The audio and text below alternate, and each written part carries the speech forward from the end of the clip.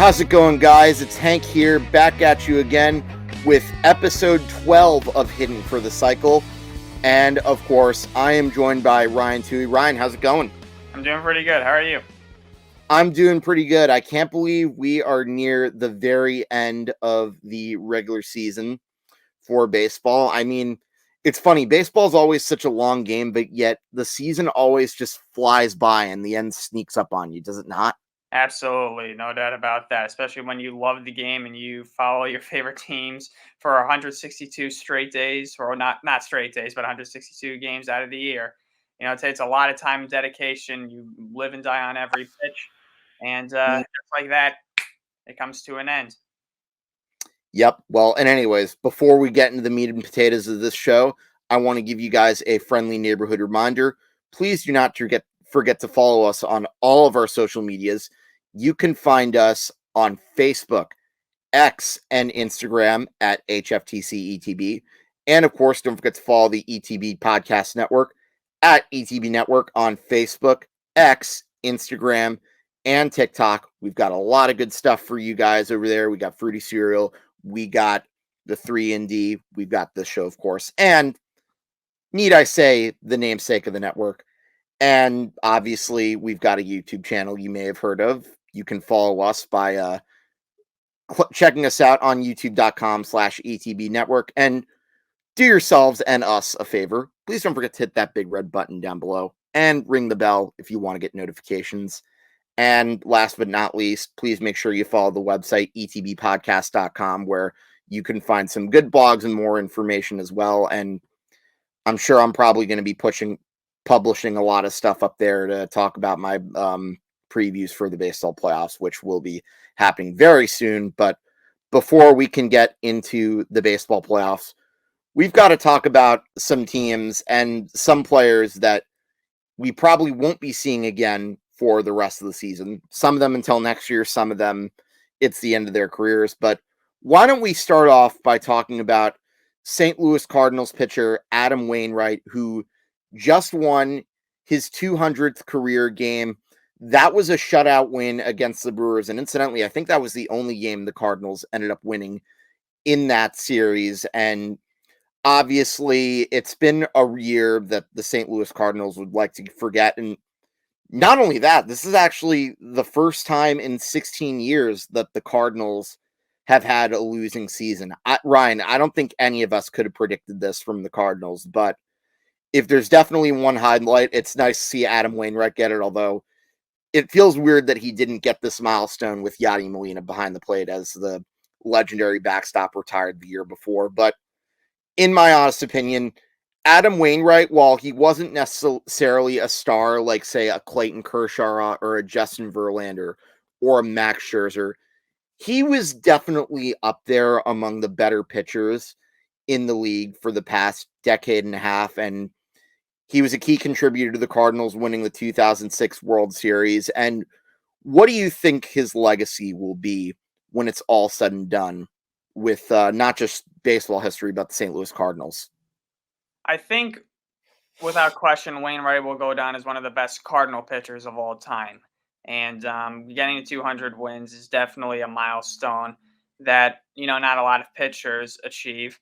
And like you said, he's not in the same category of like superstar status in terms of pitchers, like such as guys like Clayton Kershaw. But, Wainwright, you look at his numbers, he's had a lot of, they're very respectable. He's got a career ERA of 3.53 as of the moment of this recording. And he's had a couple of Cy Young runner-ups. He's finished in top 3 in Cy Young voting a couple of times. And you look at his stats, he's had a lot, like I said, he's had a lot of good years. However, I've always thought Wainwright was kind of overrated, to be honest with you. Now that's my opinion. Many people I'm sure would disagree with me, but you see how his career has been for the past couple of seasons, really dating back to 2016. He missed most of 2015. He had an injury. And beginning in 2016, his numbers have not been good at all. He had an ERA of 4.62 in 2016, 5.11 in 2017, 4.46 in 2018, 4.19 in 2019.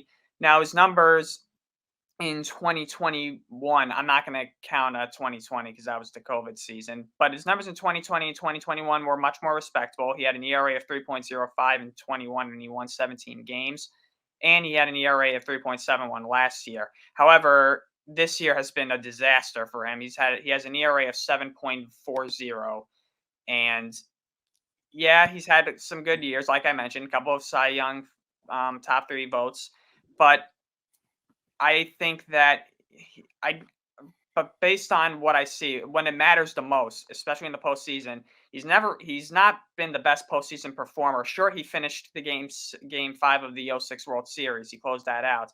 But he's also delivered a lot of clunker performances in the playoffs. Look at the 2013 World Series where he just got absolutely crushed by the Red Sox.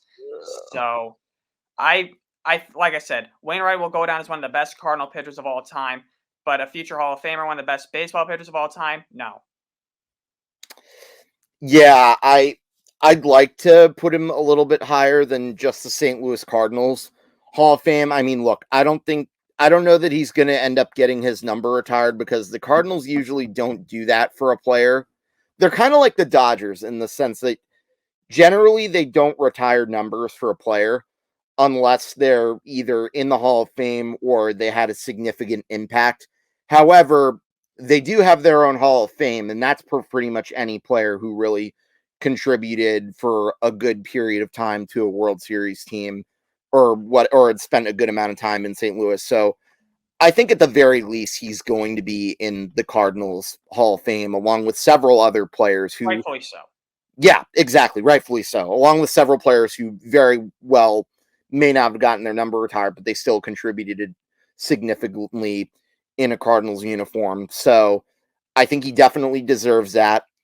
As far as Cooperstown, as much as I'd look at his numbers, I mean, 200 wins and 128 losses, you look at it from that perspective, those are pretty good numbers. But the ERA is just a tad high, I would say, even though Jack Morris had a bit of a higher ERA. But Jack Morris was also an ace pitcher for a good amount of time and one of the best in the league. So Especially I in postseason play. yes, definitely in postseason play. I mean, can't forget 10 shutout innings in Game 7 of World Series. Adam Wainwright, I don't think he even came close to doing anything like that. And, when it comes to the postseason, Wainwright never really had that signature performance for the Cardinals. I mean, sure, he was an important pitcher on some of their deep runs, but you mentioned the 2013 World Series, him getting blown out by the Red Sox. That doesn't help his case. And unfortunately, he wasn't even able to contribute to 2011 because I think that was the year he had Tommy John surgery. I think so. Yes, he had Tommy John surgery in 2011. Yeah. So ultimately, while I wouldn't necessarily be outraged if he went to Cooperstown, because at the end of the day, I respect Adam Wainwright, and he also, by the way, could rake a little bit. There was a year where he had a 262 batting average, and he won the Silver Slugger that year, believe it or not. Yeah. I don't know that he would be my first choice for the Hall of Fame, especially since you know how I am with the Hall of Fame. There are several pitchers that I've seen that have had better numbers than Wainwright that are not in. So I don't know that I would go that far with Wainwright. But can you call him a Cardinals legend? Absolutely. No question about it. There aren't many pitchers who spent their entire careers in one organization. And the fact that he was a rookie when you and I were in grade school and is still there in his 40s, that not too many people can say that. No, not at all. And like I said, he's very deserving of going into the Cardinals Hall of Fame. And obviously, we both agree that he shouldn't be in the Hall of Fame. However, once Yachty and Albert get in, because I mean Albert's obviously a lock. Yachty, there's a very good chance that he's getting in easily. As time goes on, I'm not saying right now, but maybe within the next 15 years or something like that, when Wainwright he probably will be on the veterans committee might eventually give in because the veterans committee has been lenient with some guys getting in, guys like Harold Baines and Lee Smith who have gone in thanks to the veterans committee. I think Wainwright could possibly get in that way. Possibly that's the only way I see him getting into the Hall of Fame. Yeah, I would agree. And Bill Mazeroski, that's another example. I Yeah, mean, as great of a fielder as he was, his batting average was only 260, but everyone will remember him from a certain home run that happened on yeah. October 13th of 1960. But yeah, no, I can definitely see that, but and I think if you put him in, it would probably because you already have Pujols and Yachty in. I think Yachty's probably going to be a lock too. I don't know if he's like a first ballot, but Mhm. defensively, you can't argue. You can't argue with all the Gold Gloves that he's won, No. and he's definitely was one of the best defensive catchers of our lifetime. But yeah, the Veterans Committee is very interesting to say the least. So, and if you did put him in the Hall of Fame, it would go. I would be fine with it because it goes back to what I've said before. If you're going to keep guys out because of their character, why not push a guy in like Wainwright's an example of a guy I would be totally fine with putting in because of character, because he's had no scandal, he's had a Oh no, he's positive a class integrity, and act he's all the had way. great integrity. So yeah, I wouldn't be upset at all. Yeah, the guy's a class act all the way. There's no doubt about that. I just find him to be. I like I said, great Cardinals pitcher, one of the best pitchers to ever wear a Cardinals uniform. Overall, though, I find him to be very overrated.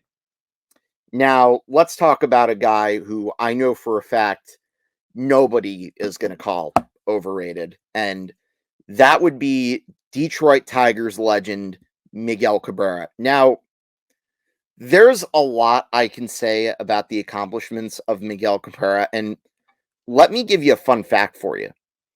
He is one of only two Detroit Tigers age 40 or up who had a four-hit game.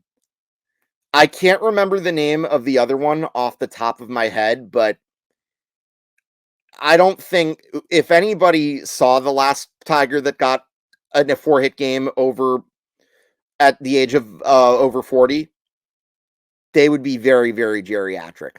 So that's how big of a deal it was when Miguel Cabrera got that four-hit game not too long ago. And he's one of very few players in the 3,000 hit and 500 home run club. And I'm going to honestly say that he might very well have been the greatest hitter of my lifetime. I mean, the only player in our lifetimes that had a triple crown. He almost did it twice, and he probably would have gotten that triple crown if he didn't get hurt towards the end of that 2013 season. Because that year he was just as good that year as he was in his actual triple crown year. And you just couldn't pitch to that guy. Because when he was in his prime, if there were two pitches that he missed at, but yet he knew what was coming, he would absolutely mash that ball. And the crazy part about Miguel Cabrera, in my opinion, he wasn't a natural power hitter. He always said in his interviews he wasn't a guy that tried to hit for home runs, but because of his strength, he would hit them like 500 feet. He was that insane. And by the way, Chuck Hostetler was the name of the other guy who got four hits in a game over 40 for the 1944 Tigers. And this was during World War II. So, yeah, Miguel Cabrera was very special. And as much as he scared me, he was absolutely fun to watch. Scared me in the sense that I hated to see the Yankees pitchers facing him, and so did Mariano, if you look at the intro of our show. Yeah, from 2012 to 2013, there was nobody better than Miguel Cabrera. He dominated Major League Baseball during that 2 year span. He was the best player in the league easily during that 2 year span, and like you said, he won the Triple Crown in 2012. It was the first time that somebody won the Triple Crown since was a Yastrzemski. Yep, Like it was Yaz in 1967. in 67, yes. So Cabrera right then and there, by that point, solidified his status that he is a special player. And he really was. He was a machine. And really you could see it from his first days in the big leagues when he broke into the league. I was only 6 when he made his major league debut.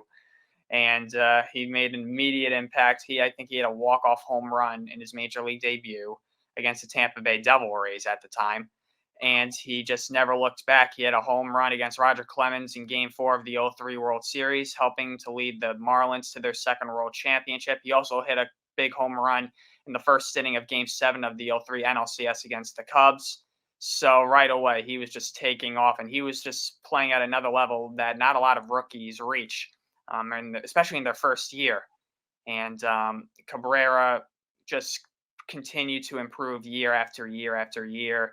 And like you said, as a Yankee fan, I hated facing Miguel Cabrera anytime the Yankees took on the Tigers. And I mean, the Tigers have dominated the Yankees in the playoffs. They've beaten them in 06, 11, and 12. And most of the games haven't been close. The Tigers have dominated them. A lot of people forget that because it's been a long time since the Tigers have been good. But Miguel Cabrera, one of the best baseball players I've ever seen. He's definitely among the top 5 baseball players I've seen in my lifetime. And the game's definitely going to miss it. The game's definitely going to miss him. And, Cabrera has built a lot of memories. He's easily a first ballot Hall of Famer. His career has definitely dwindled down over the past couple of years. I mean, his best years have long passed. He hasn't played. He definitely doesn't play as much as he used to. His power's gone way down, obviously. He's had a nice retirement tour around the league, and it's definitely deserving. He's a class act, and he's a hell of a ball player, and it's going to stink. There was a video game that I played growing up. It was All-Star Baseball 2005, and it was a video game by this company called Acclaim, and that was my favorite video game growing up. And he's the last active player from that game, and he was a rookie, 21 years old in that video game. So once he's gone, nobody left from that video game that I played growing up. So, yeah. Hold up, Ryan. I want to show you something. Here's one of my favorite games of all time. MVP Baseball 2004. This one I got very recently. I got a new GameCube after my old one kind of stopped working many moons ago. I ended up getting a new one at Retro Gaming, and this game I got for pennies on the dollar, as you can see by the price tag on it. Mm-hmm. I'm going to go on a limb and say he's probably the only player left from that game as well. Most likely, yeah. I mean, he is the last. I mean, he made his debut when I was in kindergarten. That's scary to think about, isn't it? Yeah. And it's funny I should say that because, fun fact, this guy right here was the last active player for many of the backyard baseball games. Yep. But anyways, Miguel Cabrera was definitely one of the best hitters of all time. And I personally, even though it came against the Yankees, my favorite memory of him actually was those that series at Yankee Stadium, because if you put the Yankees bias aside, him against Mariano back-to-back times in the 9th inning, that was must-see TV. And it didn't matter that Mariano was at the end of his career. He really never had a decline during his career, Mariano Rivera. And this was Miguel Cabrera at the peak.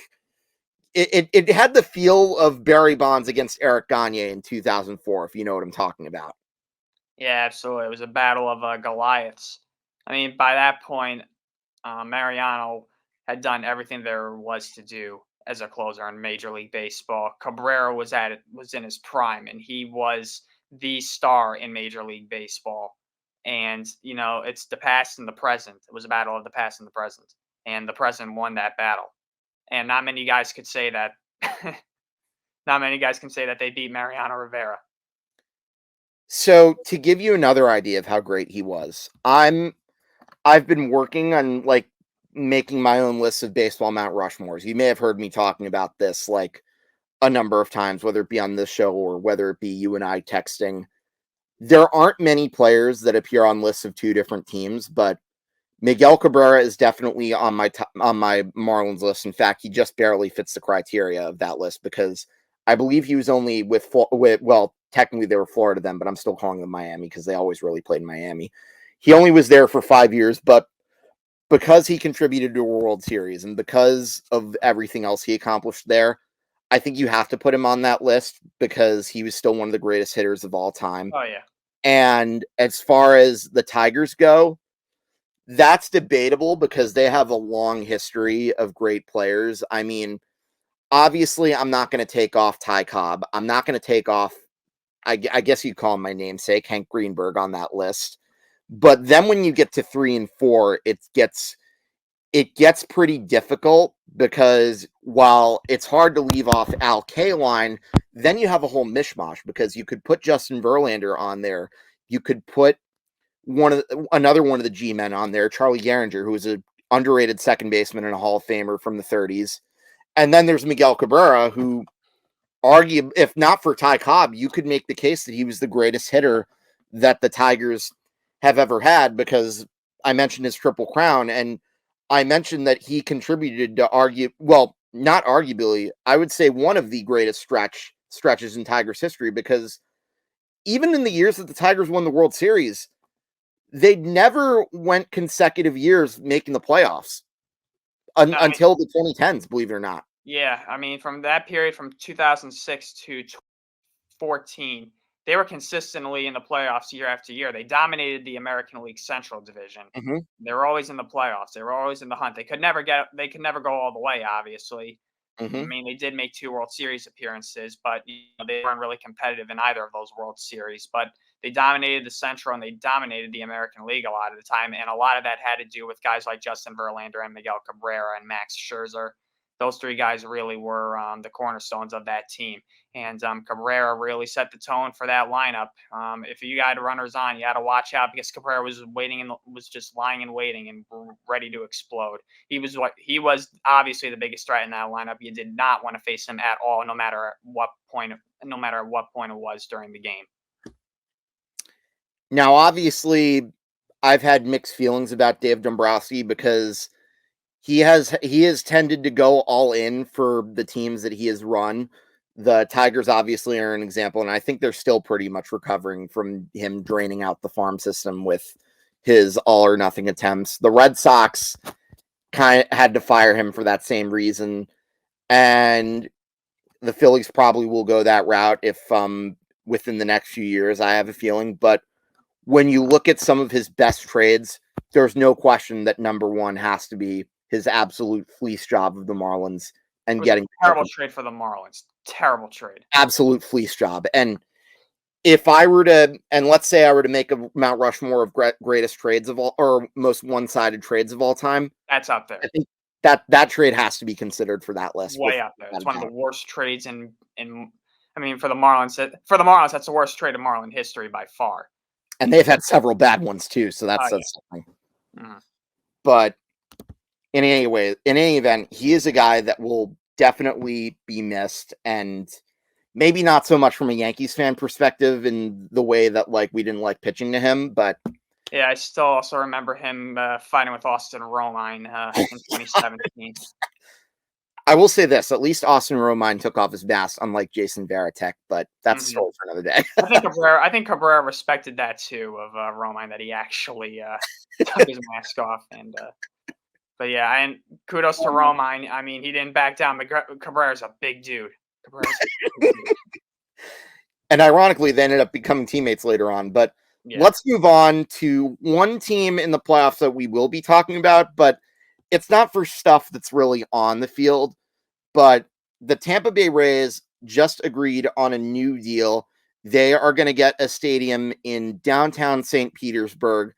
It's not quite what they were hoping for. I'm pretty sure they wanted to have it in downtown Tampa Bay, but at the very least, they did get their stadium solution solved, and hopefully this stadium will be a beautiful state-of-the-art one that will attract a lot more fans than the Circus Tent ever did. That's what I've always called the Tropicana Field. Yeah, I mean, it's no secret that Tropicana Field is an outdated, ugly, dilapidated stadium. Nobody likes going to Tropicana Field. Nobody likes playing there. I don't even think the Rays like playing there themselves.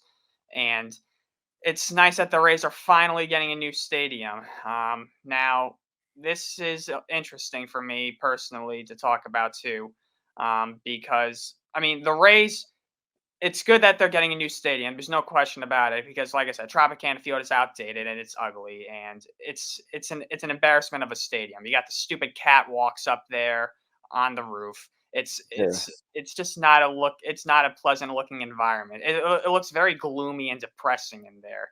It's like a mix of Montreal's Olympic Stadium and like if it was it's like Olympic Stadium on drugs, basically. If that makes sense.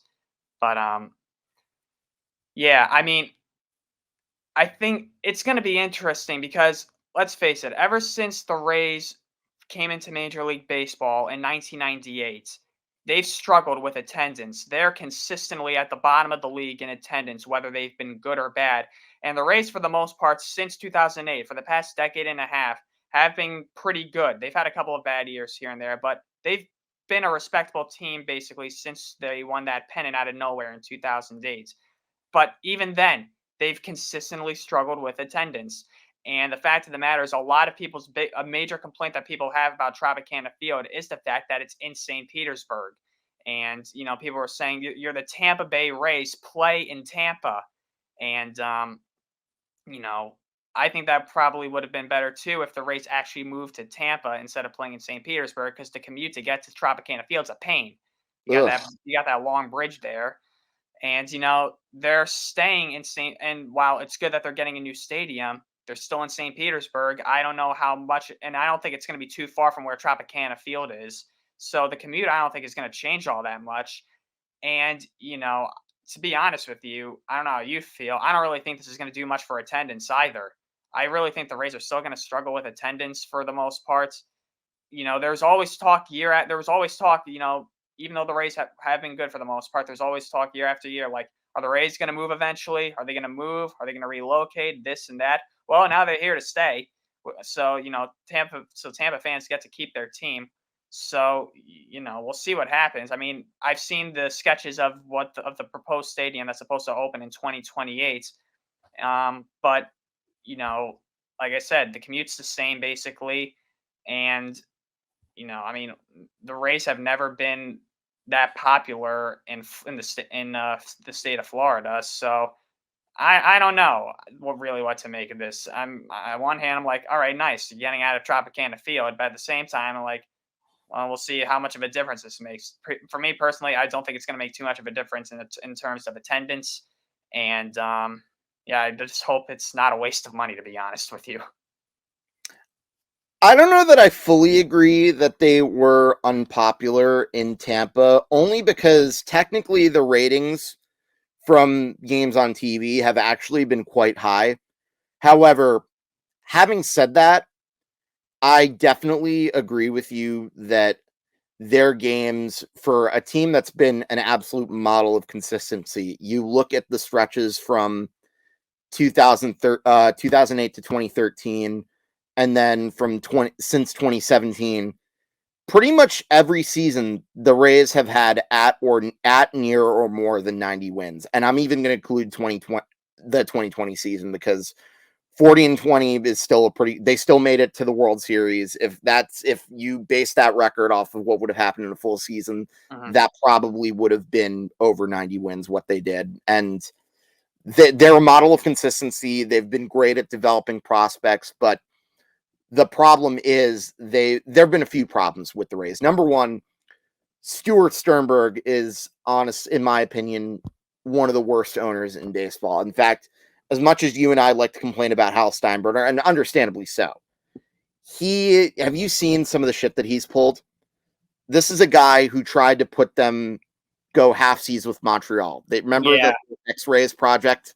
Or at least that's what I would have called them. I'm not even a Rays fan. I can't stand the Rays, and if they did that, I would have been infuriated, to be honest. And he used that as a bit of a threat. And then when he did try to go for the city of Tampa, the problem with his stadium idea was it was made of glass, and that wouldn't have worked, and it would have been way too expensive, so they weren't going to pay for it. And he's another owner that probably could have gotten his own stadium in downtown Tampa, but just like a certain A's owner that I could probably rip on right now, the male Rachel Phelps, if you want to call him that, he didn't exactly want to pony up the dough. And here's a stat that I just saw. According to Major League Baseball, the new stadium will have 3 seating levels, a fixed roof, artificial turf field, operable walls, and a pavilion design. 15 to 20 acres, including the ballpark, and 2 event parking garages, which would be owned by Pinellas County, leased to St. Petersburg, and subleased to the Rays on a 30-year agreement with options to extend it to 40 years, according to a statement by the MLB. Officials say the entire investment is in the historic gas plant. So the Tampa So Bay Rays are here to stay till at least 2058. they're pretty much locked into the area. And while it's good for Sternberg that he finally was able to get his battle, I can't say he was fully successful. I still think it's projected to be worth $6 billion. Yep. You don't think that guy couldn't have afforded to build it in downtown Tampa? Oh God, I really think they should have relocated to Tampa. I thought like the St. Petersburg location I think was the biggest flaw, aside from the ballpark itself. Being in St. Petersburg was the biggest flaw with Tropicana Field. And I think it was essential for them to make the commute to get to their stadium much easier. And maybe that would definitely help out the fans a lot more, help fans get there more, and maybe increase attendance. This is like you said, this is a $6 billion stadium, and like I said, the Rays have struggled with attendance a lot over the years. Now, obviously, the Rays have shown that they are good at developing players. They rely heavily on that farm system of theirs, and their farm system has produced a lot of good players over the years. They cannot afford to compete with the big guys in the market, obviously, in terms of free agency. I mean, the Zach Eflin deal in the offseason was one of their biggest offseason acquisitions ever. So that's saying something right then and there, because they rely on that farm system to help propel them. They've been able to develop guys from other teams, such as Randy Arozarena, who started out his career with the Cardinals, and Arozarena's turned into a star with the Rays. So they're clever. They're a clever organization. They know what they're looking for, but I think they can only do that for so long. And you're going to be throwing all this money into a stadium. I don't know exactly how that's going to impact the product on the field necessarily. I'm curious. The Rays are a very young team. They got a lot of youth on that team. You wonder, once these guys start to get older and get closer to the prime of their careers, their prime years, they're going to demand. They're obviously going to be worth more, and they're going to demand more in terms of their contracts. So then teams are going to be starting to pursue them. How much longer can the Rays keep, developing these solid ball players and, producing a winning team out on the field when you're taking all this money, putting it into this new ballpark? So we're going to see. This is going to be a critical time for the Rays in their history. Obviously, they're going to the playoffs this year, so we'll see how they fare. I don't think they're good enough to win the World Series this year. So we'll see what happens. I mean, I would have personally, and this is going to sound bold, if they had tried, it would have been nice to see them try to go after a big star to try to get them one step over the top. But unfortunately, that's just not the mindset of this ownership. And it kind of drives me nuts because, I understand they're considered a small market team, but let's not forget these owners have billions of dollars.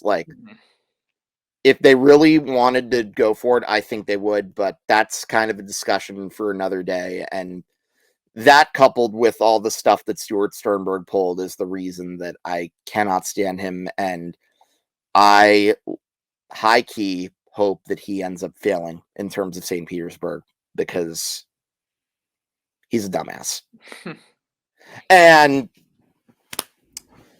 that's just what's annoyed me about the Rays, that they've always been good at developing talent, but they never seem to take that extra step in going on to the next level. And you just know that's going to fail again because, well, number one, I already discussed the Wander Franco situation. We're not going to get into that. No, and we already know what happened with Shane McClanahan. So I can see them maybe winning a playoff series in the wild card round, assuming they don't catch Baltimore. But if they face Baltimore, I'm taking Baltimore.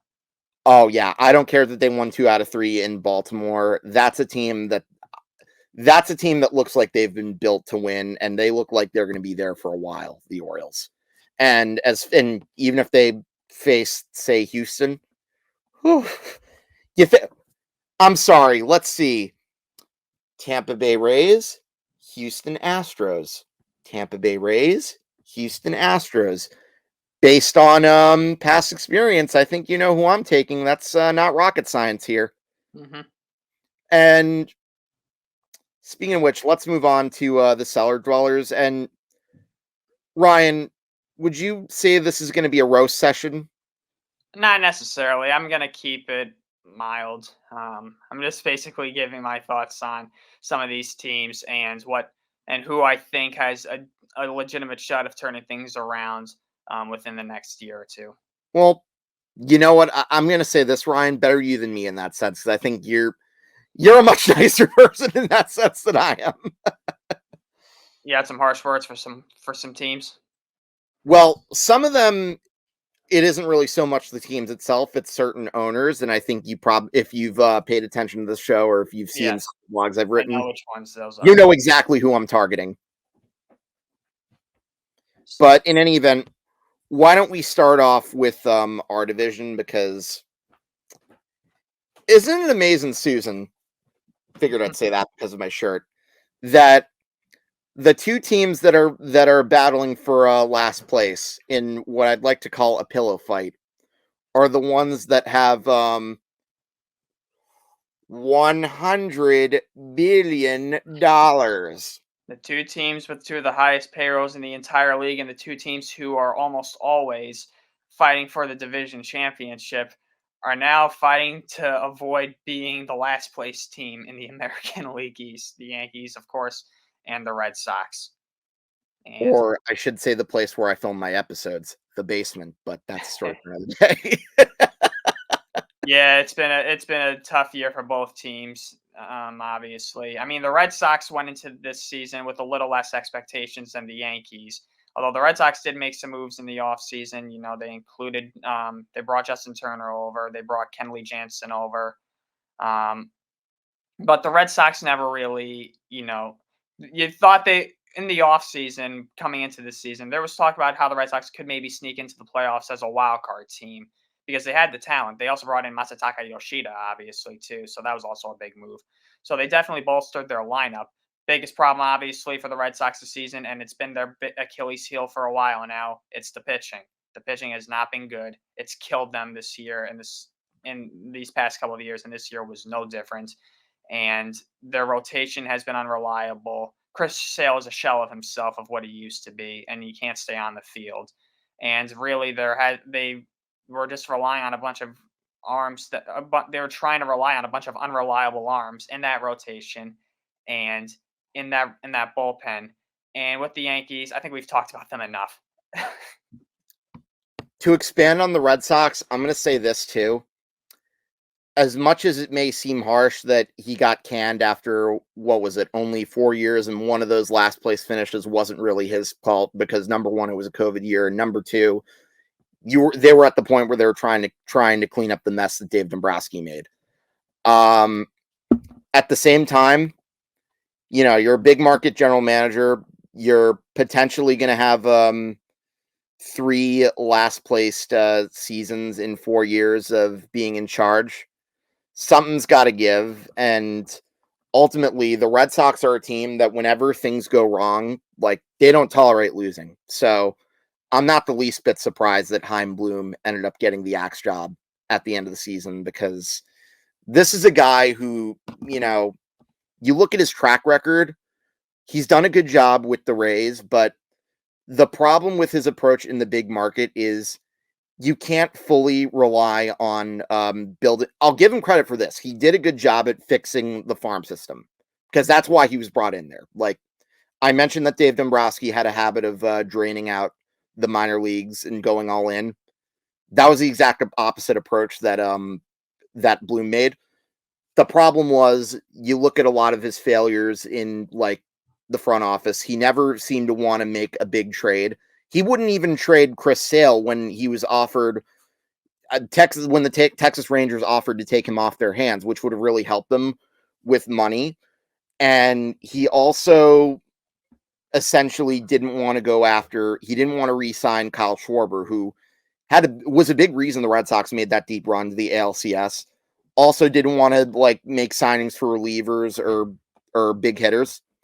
Problem is, if you're not going to make those big trades, ultimately last place and mediocre seasons are what's going to happen, and there's a reason he's out of a job. It's pretty much that simple. And as far as the Yankees go, I mean, I'm going to say this. this line from Dumb and Dumber. So you're telling me there's a chance they could make the playoffs? Yes. If by chances you mean chances that are under 1% or probably close to 0.0, as was said in Animal House, Their elimination number, I then think, is like 2 or 3 at this point. it's 3. And I was at last night's game. Oh boy, that was brutal. Like, not only was it like watching paint dry, Ryan, you and I both agreed Giancarlo Stanton looked absolutely lost at He's the plate. horrific. He's absolutely horrific. At the very least, the one good takeaway I can take out of this game is it does look like Michael King might be staying in the rotation and having a more prominent role next year. I mean, 7 innings, 13 strikeouts. Yeah. Can't really get much better than that. Problem is, he gave up a run, and 1 run with this lineup at times can feel like 11 runs. Yeah. Well, we got a lot of other divisions to cover, so if we want to get everybody in there, we got to get to the next division. Yeah, let's move on. I'm sick of talking about the Yankees. I can't believe I'm saying that. AL Central, I mean, that division's been pretty mid to say the least. I mean, I've talked enough about the division the White Sox have gone through. The Royals, I mean, let's put it this way: if it wasn't for the A's, they'd be the laughing stock of baseball. The Royals are just aimlessly walking in circles. I have no idea what direction I have no idea what they have to do, honestly, other than maybe draft better or something, because their farm system, isn't it ranked as one of the worst in the league as well? And they're a horrible team. Like, there's almost no hope for the Royals at all in the near future. It's going to be a long time, I think, before they become contenders again. Well, it's only a matter of time before Bobby Witt asks for a trade. Bobby Witt Jr. asks for a trade. He's been like the one bright spot in their lineup. Mm-hmm. Yeah, it's tough being a Royals fan right now. At least you have 2015. That's all I can say. At least you got that. You won the World Series. AL West. You know which 2 owners I'm going to bash on. Yes. So, there is the Wild Wild West, where the town ain't big enough for the 3 of them. Then there's the again, what's that song by Dire Straits? Oh yeah, Money for Nothing. That's Artie Moreno. You know my thoughts about him. He should be in the slammer and probably as far away from Major League Baseball team as possible with the way he's wasted Mike Trout and Shohei Ohtani. And we'll talk about Shohei Ohtani a little bit later, but I don't need to waste my breath on that jerk off more. Now I get to Rachel Phelps in a suit. Yes, that team. To parody a song that was made in the 60s by Mary Hopkin, those were the A's, my friend. Those good times, they never end. Okay, I can't really come up with as much of a good parody, but for a once proud franchise that had 2 dynasties, you had the Bash Brothers of the 80s, albeit with a little bit of juicing help, and the Mustache Gang that won 3 in a row. And then you had the Moneyball story. They have fallen on hard times, to say the least. And sadly, the Oakland A's will pretty much be no more as they leave for, the glory of Las Vegas. Yay. Basically, the way that I'm interpreting the move is Fisher going, "So long, suckers." That's basically the way that I feel about the A's moving to Vegas, or relocating to Vegas, I should say. Yeah, you hit the nail on the head. The A's have a lot of history, man. They've had some great teams over the years. They've had some great players, a lot of Hall of Famers. I think they have 9 World Series championships. They're among the most successful teams, honestly, in terms of championship caliber baseball, and all of that just to basically just say so long, suckers, to their fan base of all these years. You screwed up the Oakland Coliseum renovation in the 90s. You've traded away countless homegrown talents over the years, and now this is what you do.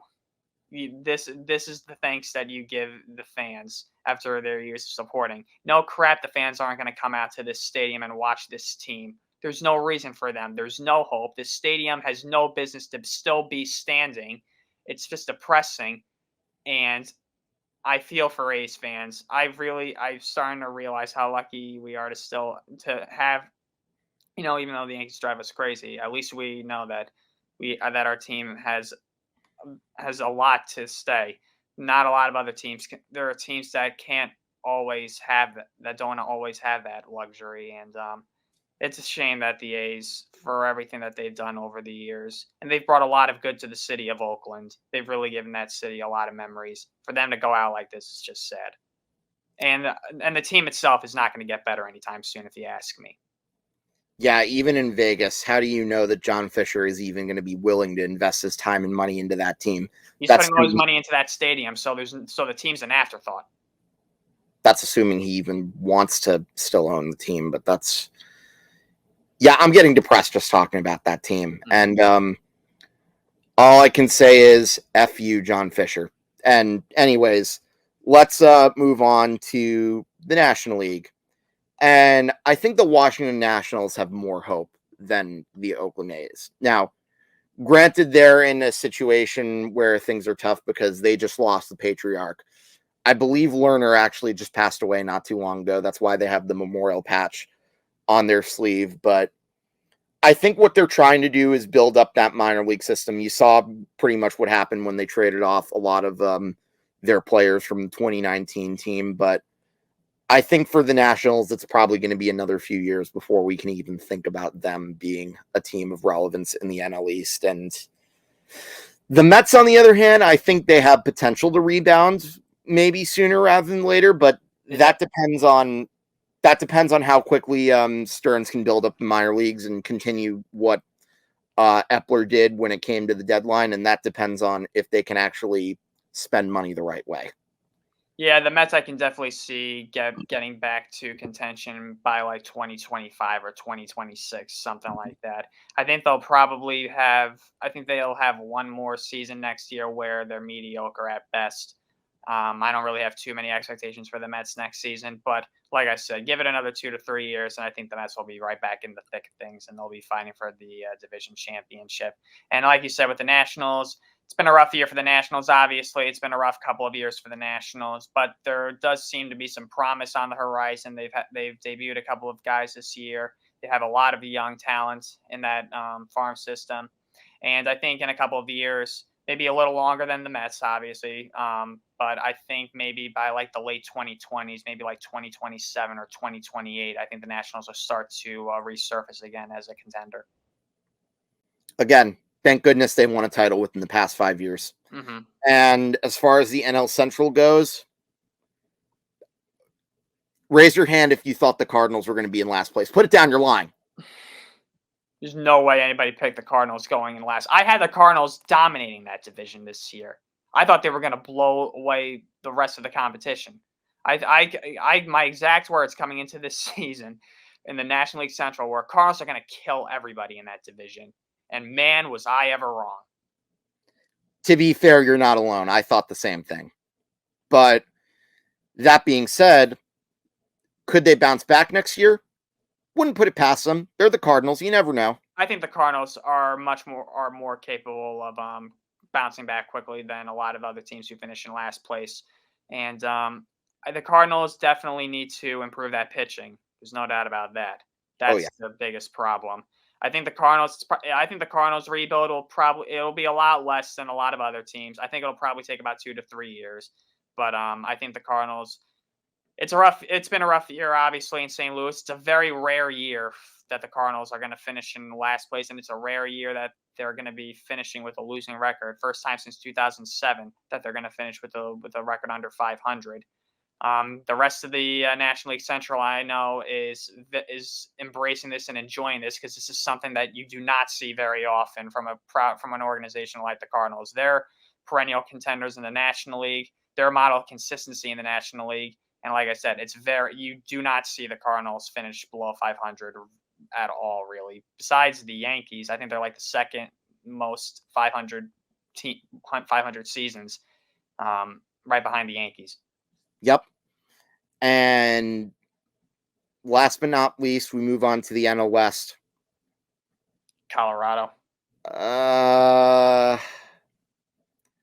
Do I really have hope for that franchise? I don't, honestly. No. I mean, you overpaid Chris Bryant. Okay, what are you going to do? How are you going to get pitching? Can you ever get a competent pitching staff? are you ever going to get pitching in that place? I understand it's Coors Field. I know the altitude. I understand this. I understand the sea level and yada yada yada. Can you still get some pitching, please? Honestly, or can you develop pitching? Can you develop anybody? Such a waste. But that's pretty much all I have regarding the Cellar Dwellers. And see, Ryan, I told you I was probably going to be roasting them, but again, I think it's I roasted really them a little more than you did, honestly. I at the same time, I think there's certain owners who you can't help but not criticize in this situation. But last but not least, let's talk about two stars whose seasons are ending prematurely. Manny Machado is out with, if I remember correctly, I believe it was an ankle. It was a serious ankle injury. Was it ankle or elbow? It was elbow. Sorry, I don't know where I thought ankle, but I thought it was, yeah. I must be thinking about Saquon as I prepare to watch my Giants get blown out by the 49ers. And Shohei Ohtani, are we surprised? No, I'm not. It stinks. It really stinks. And, you know, Ohtani did go under the knife. He did get the surgery. He is going to be back for 2024, but he's only going to be an offensive player, and he's only going to DH. So he's going to be back next year strictly as a DH. He is aiming to get back on the mound in 2025, but you wonder with all these kinds of surgeries, will he regain his dominance as he had in the past couple of seasons? We'll see what happens, and we'll see how this affects his not trade value. We'll see how this affects his free agency value. I still think teams are going to come after him regardless. He's going to get a boatload of money. He's got nothing to worry about. He's too talented of a player not to get a good offer or a monstrous offer. He's a generational talent, so he'll live. He'll get the money. He'll get a contract regardless. I see him either going to the Angels, the Dodgers, or the Mariners more so than any other team. And but yeah, it's kind of if this is the end for Shohei Ohtani in Anaheim, what a sad way to go out. Thanks a lot, Artie Moreno, for ruining a generational talent. Like, seriously, you had Mike Trout on your hands, and you had Shohei Ohtani, one of which wants to be out of there and wants to be traded, despite the fact that you were the devil that gave him that deal. The other now pretty much wants no part of the Angels because you saw there was reports that he cleaned out his locker. I know he had that PR statement saying, "I wish the best of the Angels," but we know he's just saying that because he doesn't want to look bad and whatnot.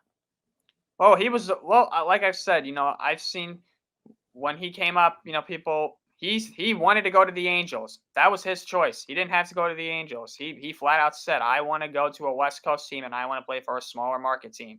Ohtani chose the Angels. And it drives me crazy when people say, free Ohtani, free Ohtani. He chose the Angels. I don't want to hear it. You know, he was the one who chose it. I don't disagree with you, by the way, first and foremost. But at the same time, who's the one that kept on making the same, being the definition of insanity, changing multiple general managers and having the same approach in building a team? Yes, you're not wrong there. Everybody's at fault there. The Angels are a disaster. They are a disaster, and until that guy no longer is owner of that team, I hope they never get anywhere near another World Series again. I wish them absolutely no luck. They're a travesty within the game. All that money, and you'll blow it off on the Anthony Rendones, the Albert Pujols who are past 30, the Josh Hamiltons who've seen their best seasons in Texas, and a whole multitude of Hello Kitty Band-Aids. You won't even acknowledge that you're Anaheim, but yet you'll try to compete with the Dodgers and call yourselves the LA Angels. If you honestly, for a moment, think that idiot is good for baseball, I want whatever optimistic drugs that you were on. Artie Moreno should be in jail, and I don't know how so many guys keep falling for the deal with the devil. But it is what it is. Hell's Angels, baby. Hell's Angels. They're on the highway to hell.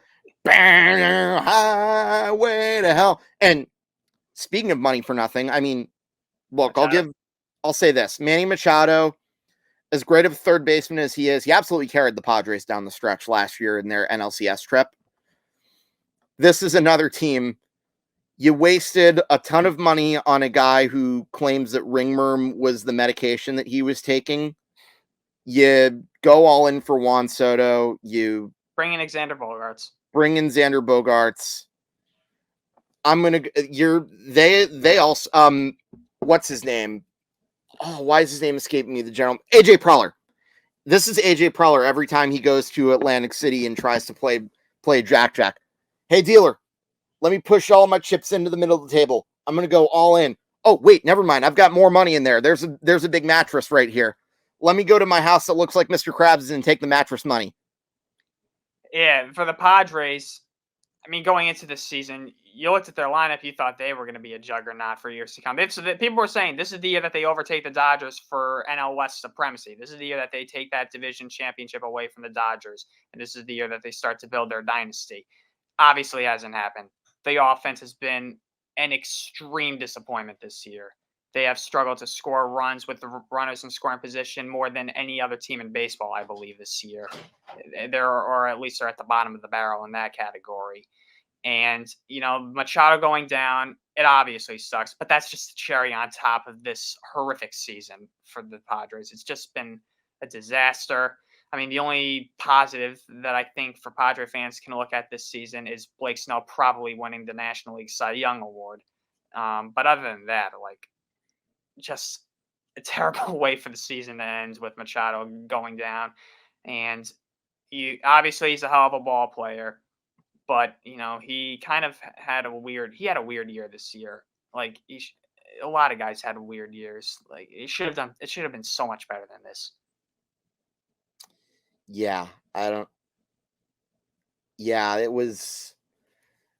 it's a year for some of these SoCal teams to forget, and I guarantee you there's going to be another SoCal team that's going to have more disappointment later on, but you and I will talk about that in the next episode, and I'm going to reference that mega blog that I wrote, again, not too long ago, for why I am convinced that they are destined to fail, but that's pretty much...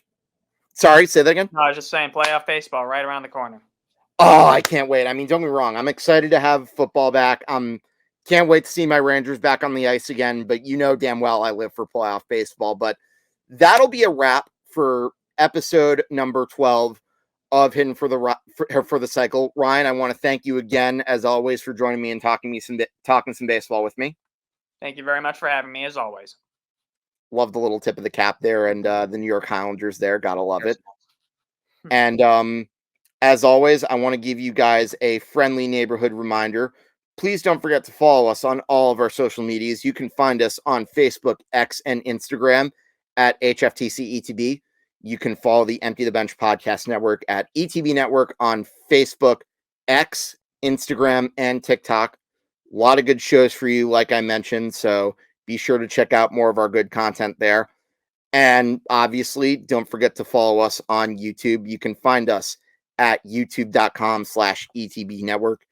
And if you want to get alerted for when we premiere, hit that big red button down below and ring-a-ding-ding that bell so that you can check us out whenever you can.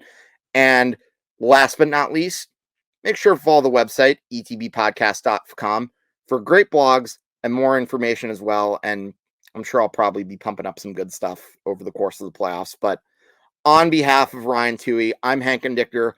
I will see you guys next week for what I believe will be the A-Rod episode. So talk to you guys then. Peace.